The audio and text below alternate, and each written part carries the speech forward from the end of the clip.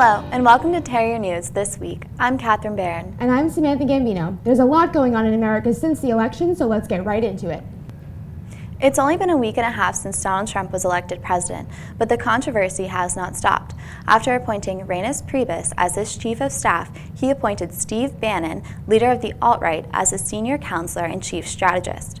Bannon has had his fair share of controversial headlines, but members of Trump's campaign and his new hires are defending him. Kellyanne Conway, Trump's campaign manager, says people are overlooking what's important, and they should look at the full resume.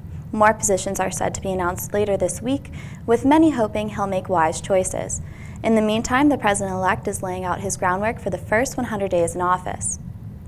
Along with appointing new positions, the president-elect has been talking to foreign leaders about his upcoming presidency, including the president of China and Vladimir Putin of Russia, as well as trying to make permanent residence the Trump Towers right here in Manhattan. With Fifth Avenue already busy, the addition of the president living there worries some about more congestion. Earlier this week, President Obama acknowledged that despite some reservations about Trump, he's hopeful that he will make things better. After reading over Obamacare, Trump admitted that he likes some parts of it, but still plans on building a wall and jailing almost 3 million illegal immigrants, along with appointing all pro-life Supreme Court justices. So one of our own crew members, Megan Gonzalez, found a huge wall of Post-its on 14th Street in response to the election. And all over them were written comments about how people felt. So what did you think about the pictures when you saw them? I thought it was interesting that people are building their own wall, sort of to say, that it's bringing people almost together and, they're able to say whatever they want, whether it's for him, against him, they just want to make unity and have peace and make everything calm again, I think. Yeah, it's nice to see a peaceful demonstration of people making their voices heard. Mm-hmm. And it's really cool just to see how in New York, where he wants to be, all of these things are happening that are being done in a more constructive way. Mm-hmm. So I appreciate the peacefulness of the whole thing. I agree. Now, in more news, today is World Pancreatic Cancer Day. Pancreatic cancer is a very hard disease to treat, and the survival rates are low. But every day, researchers are testing more and more for long-lasting treatments in hopes that one day there will be a cure. Make sure you wear purple to support and spread awareness. To help support cancer research, check out the American Cancer Society website. This past Wednesday, St. Francis College invited Mr. Mike Remice, an advertising PR executive, to speak with students about the industry. He works for Visible World, a leading provider of targeted TV advertising. He discussed the importance of advertising and how large the industry is. Mr. Remice also focused on the growing industry trends and the differences between traditional and digital advertising.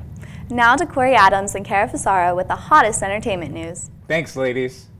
Dave Chappelle has still got the juice, and boy, America sure missed him over the past 2 years. Chappelle has been one of the most comedy's elusive figures ever since he walked away from millions of dollars in his widely popular Comedy Central series in 2005. During 2 seasons of The Chappelle Show, the stand-up made a name for himself as a comedic genius, unafraid to cull humor from the most tragic aspects of racism in America. This weekend, Chappelle once again did what made him so famous: provide hilarious, biting commentary on race from a point of view not often treated as the default mainstream perspective.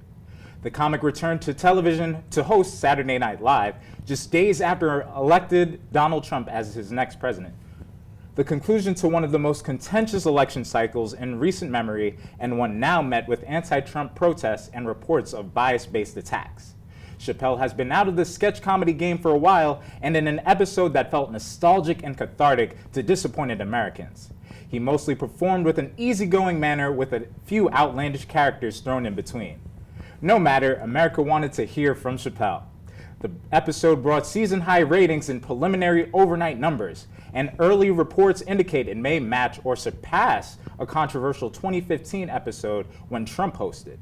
The election results may have thrown off a lesser stand-up comedian, but Chappelle came armed with Trump-winning material just days later, showing his mastery of the art.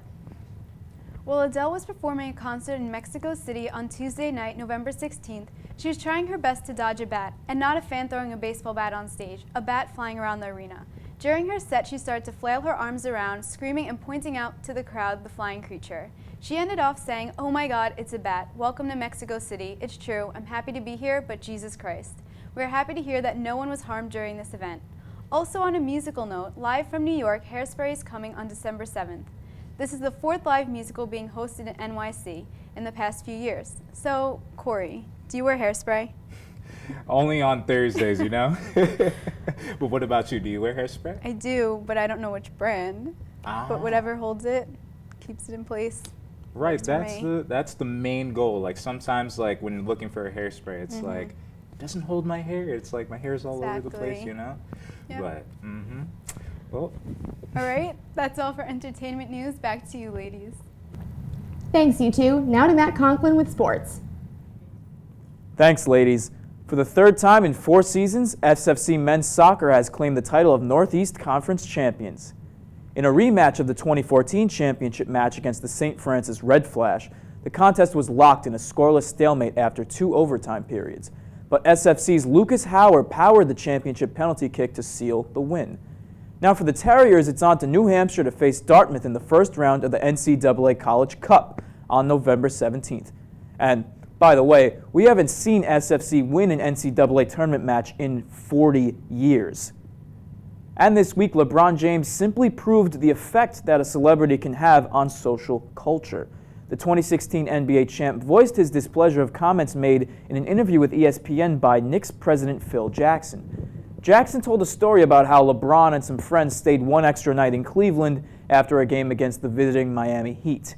And I quote, "You can't hold up the whole team because you and your mom and your posse want to spend an extra night in Cleveland." And LeBron claimed that posse is a racially coded term used to describe groups of young black men. And just like many other racially driven issues in this world, this discrepancy has taken social media by storm and has millions of people at odds about who is right and who is wrong. And it's awards season in baseball, as Cy Young Award winners were announced on November 16th. Washington's Max Scherzer took home the honors in the National League, and in a slightly controversial fashion, Boston's Rick Porcello won the AL award. Porcello did lead the league with 22 wins last season, which is certainly a huge accomplishment. He was announced the winner as he had the most overall points after votes were tallied, but he drew just 8 first-place votes, when runner-up Justin Verlander had 14. In fact, Verlander was left off 2 voters' ballots entirely.